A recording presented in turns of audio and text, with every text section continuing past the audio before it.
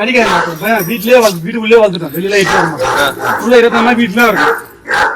சரி, சரி. தெருவில் விடாம சந்தோஷம். நான் யாராவது அன்பா பாத்துக்கிறோம். நண்பர்களுக்கு ஒரு அன்பான வேண்டுகோள். இந்த படத்துல பாக்குற அந்த ஜீவன் வந்து இது ஒரு பெண் நாய். இதுக்கு பைரவி அப்படின்னு பேர் வச்சிருக்காங்க. எங்க பக்கத்துல தானாக்குளம் அப்படிங்கிற ஒரு கிராமம்.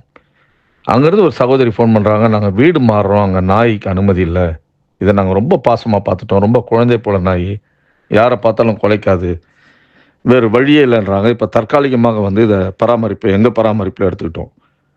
நிறைய நாய்கள் இருப்பதால் இங்கே போட்டி, ஒன்றோட ஒன்று சண்டை இதெல்லாம் வருது. இந்த நாய் மிக மிக அன்பான நாய். இது எதை பார்த்தாலும் பயப்படும். வெளியே அந்த தெனாலிராமனில் கமலஹாசன் போகிறது கண்டா பயம், வாரது கண்டா பயம் சொல்கிற மாதிரி எதை பார்த்தாலும் பயம். ரொம்ப பணிவான ஒரு நேசத்துக்குரிய ஒரு ஜீவன் இது. இது மாதிரி ஜீவன்கள் கிடைப்பது வந்து ஒரு அரிதிலும் அரிது, மிக அற்புதமான ஒரு ஜீவன் இது. இதுக்கு யாராவது ஒரு அன்பான குடும்பம் கிடைச்சா, இந்த ஜீவன் யாராவது எடுத்துக்கிற மாதிரி இருந்தால் தயவு செய்து எங்களை தொடர்பு கொள்ளுங்க.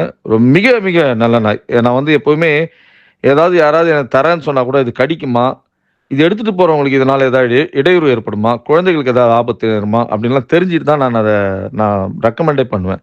இதை வந்து அந்த சகோதரியின் கணவர் ஒரு நாள் மாலையில் கொண்டு வந்து விடுறாரு. விட்டு அவரால் இதை பிரியறதுக்கே மனசு இல்லை. இதை கட்டி பிடிச்சி அப்படி முத்தம் தராரு.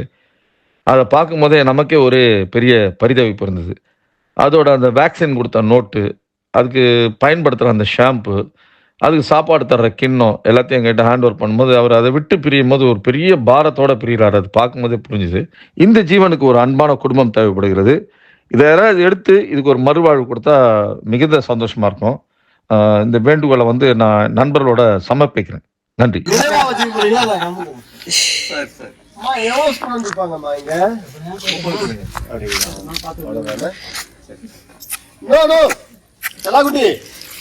ஐயா பாக்கலாம் கடையில ஆளுங்க பாத்துட்டேன்.